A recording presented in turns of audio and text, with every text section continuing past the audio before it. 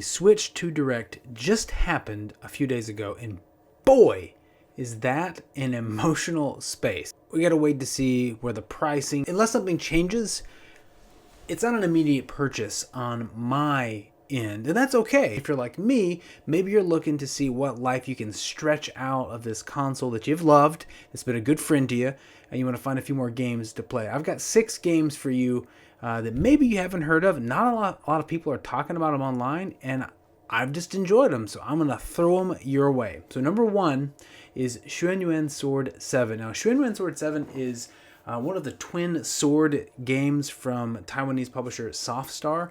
The other franchise is the Legend of Sword and Fairy. So Legend of Sword and Fairy 7 looks amazing as well, but it's not on the Switch. The only console I have is a Switch, so I can't talk about what everyone else has. Okay, first of all, it's absolutely gorgeous. It's a beautiful game. The music is just wonderful.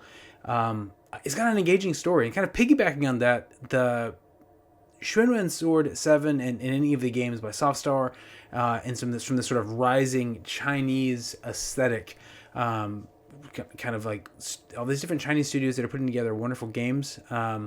There is something really fruitful to be gained from either a game designer, from a writer, from just someone who wants to kind of just enjoy storytelling from a different sort of framework.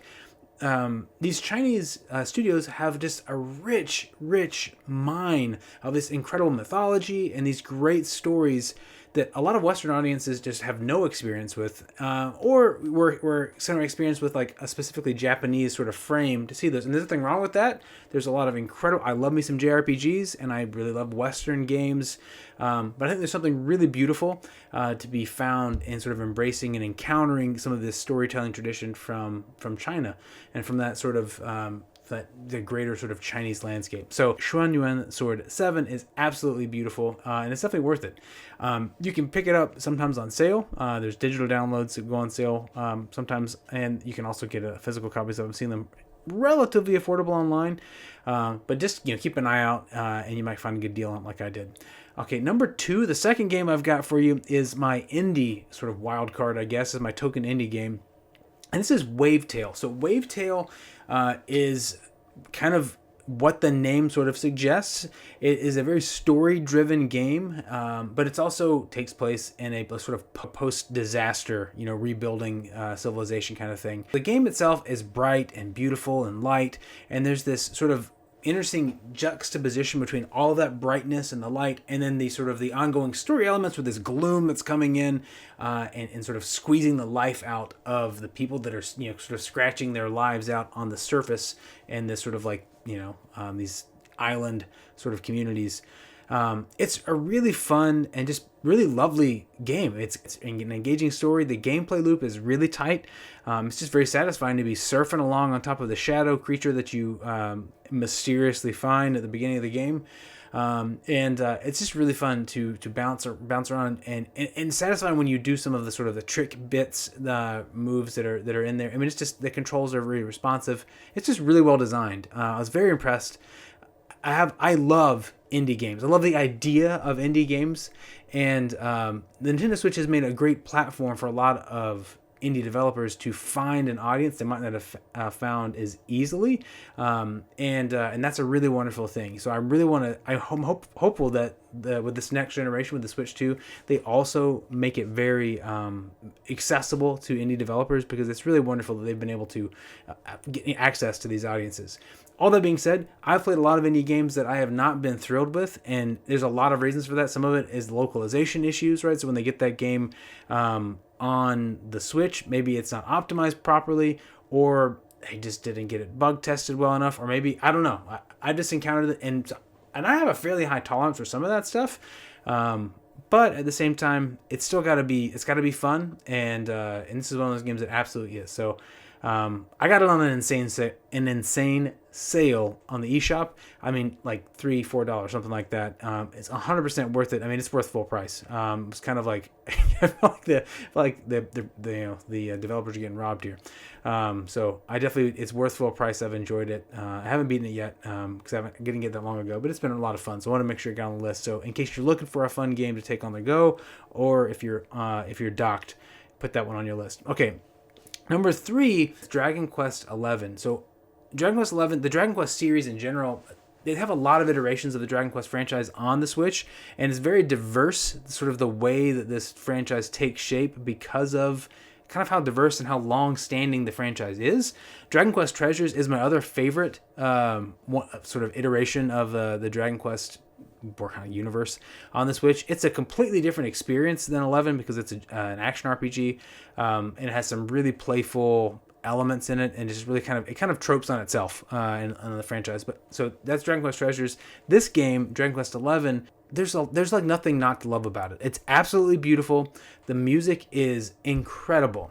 So Dragon Quest 11, The Echoes of Elusive Age, this definitive edition you can get on the Switch. There's 2 modes to play. One is a 2D. It's a fully remastered, 2-dimensional. So it's everything's been cleaned up. It's been ported nicely so that it plays beautifully on the Switch. It is absolutely gorgeous when you do the 3D. I love it. I came into this blind, and when I played it, I was overwhelmed by how, there's a lot of nostalgia that's built into it. And if you are anyone who has experience with Akira Toriyama's character design, so that's Dragon Ball, maybe Blue Dragon, or Sandland, Chrono Trigger. There's a bunch of things where his hand is touched, and you just really get to see that whimsical character design that he's famous for, the world building that he does so beautifully. You get that in this game, and it takes itself seriously, but not too seriously. It's very, very just beautifully done. The story's a lot of fun. The character designs are wonderful, and the music was recorded by the Tokyo Metropolitan Symphony Orchestra, and it's absolutely incredible. It's so beautiful. It's worth it for the music alone. Honestly, it's just really, really great. It's one of my favorite games that I've picked up. One of the coolest things about this, it's a Square Enix title. There is a massive free demo that you can download from the eShop, and you get a lot of experience. You go really far. I can't even remember how many hours it is. I should have looked that up before I started this video. But you get a massive sort of experience with the game, and it's just the full game. You get to experience it. There's no weird limitations on you. Just play the game, see how it feels, see if you like it. And if you're like me, you're going to be hooked, and you're going to want the full thing. It's absolutely just totally satisfying, really, really fun experience. So it's definitely on my list. Okay, number 4 is also an RPG, and this is Octopath Traveler 2. Now, I didn't play the first Octopath Traveler game, and I found Octopath Traveler 2 because there was a free demo for this one as well, and it's a massive demo. And just to sort of set the general vibe, it's a sort of more classic RPG in some ways. It's a 2D sort of pixel art sort of game, but it has these incredible HD hand-drawn backdrops. The world is like semi 3D, and the soundtrack is incredible. It's absolutely insane, and this game has no business sounding as good as it does. It is so epic. The sound is it's so beautifully done. Everything is so thoughtfully put together. The music, the characterization, the fact that there's these 8 separate character stories that intertwine so beautifully into an actual meta narrative, sort of all kind of tied together, fitting to something really satisfying. It's really, really well done. And you find the characters, they're really good characters. You care about them. The world building is done really thoughtfully. It's very cohesive. And again, that massive demo is totally worth it. So both of these 2 games of that demo, it's a no-brainer. Pick the demo up. If you're remotely into RPGs at all, you owe it to yourself to give these a shot. And Octopath Traveler 2 and Dragon Quest 11, they're both famous games in their own right, but I just don't hear enough people talking about them, and I think more people need to give them a shot because they're 100% worth it. Okay, number five is Metroid Prime Remastered. Now Metroid Prime Remastered is what I think the epitome of the remaster on the Switch, and I think Nintendo needs to let this be sort of their example for anytime they want to put a remaster on the Switch 2, just moving forward. If they want to bring one of their 3D titles back from their back catalog, this is the way they need to do it.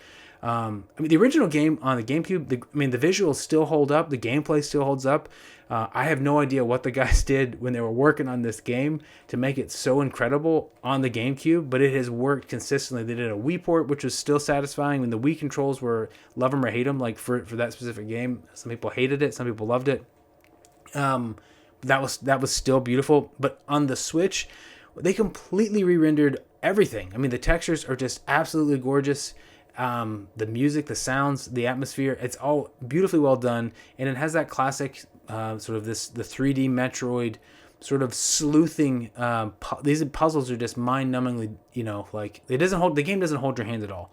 And it's just really satisfying when you work out the puzzle.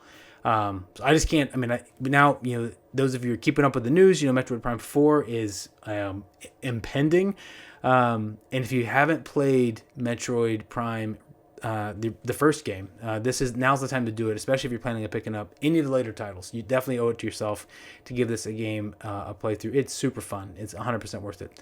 All right, and so my sixth game is sort of a bonus wild card. Now, this game is The Legend of Zelda Skyward Sword HD. So before you throw anything at me, I know everyone knows this game exists, but Skyward Sword is sort of like it's the least well-received modern Zelda title.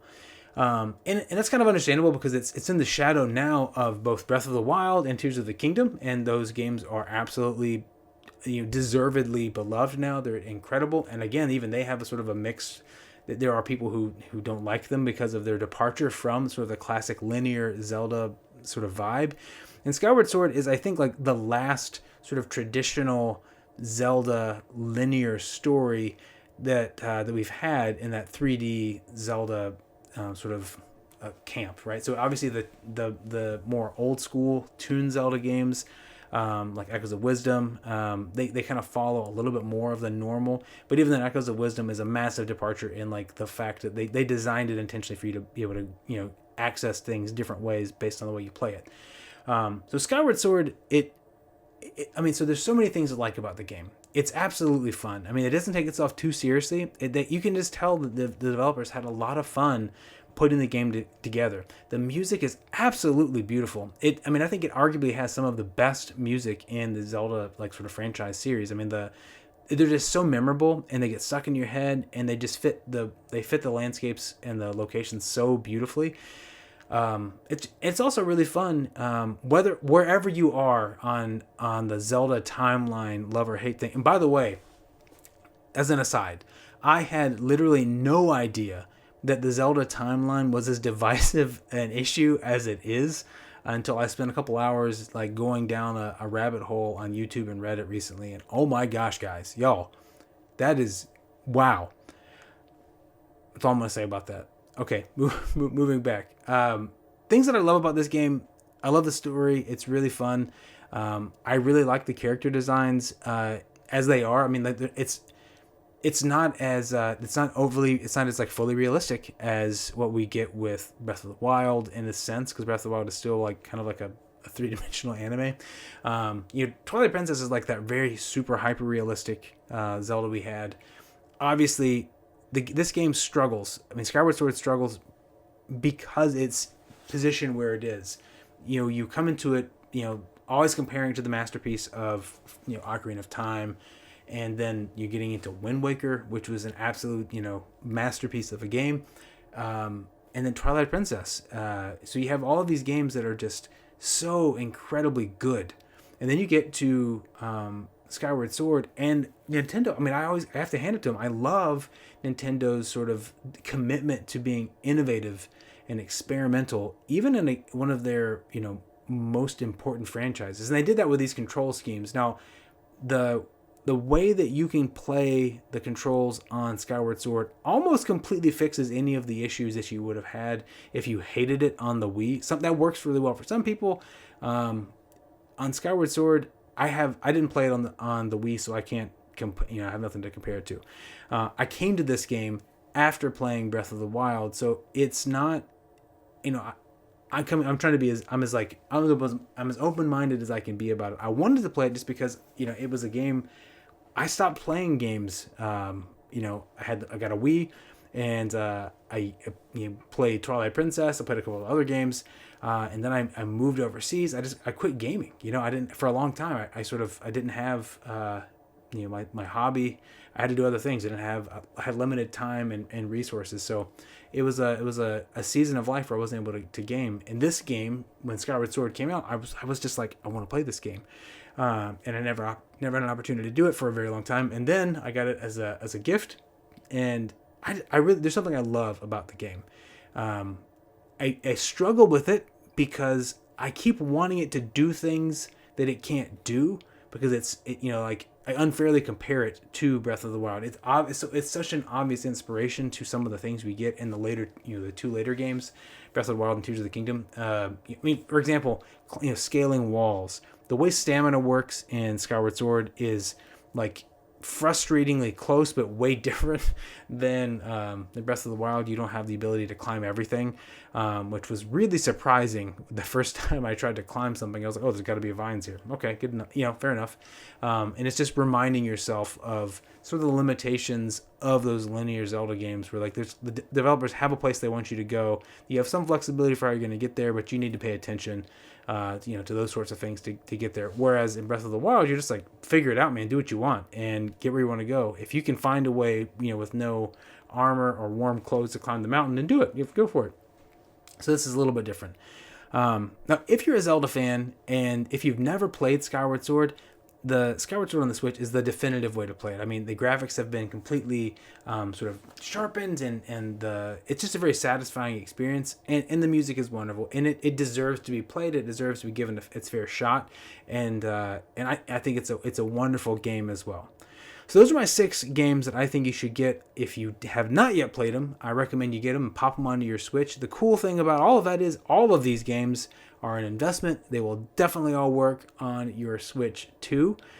So you're not, it's not like you're eating away at your future library and you're wasting, any real estate on that massive, 256 gigabyte hard drive you're going to have built in to to your Switch too, whenever you pull the trigger and get that. If there's other games you think that should have been on the list, please let me know. I would love to. If I haven't played them, I'd love to play them, but I'd also love to get your thoughts on games that might be more fun. So let me know those in the description below. And if you'd like to see any of my playthrough of both Metroid Prime Remastered and some of the other games, I'll have Metroid Prime Remastered here. Check that out and let me know what you think.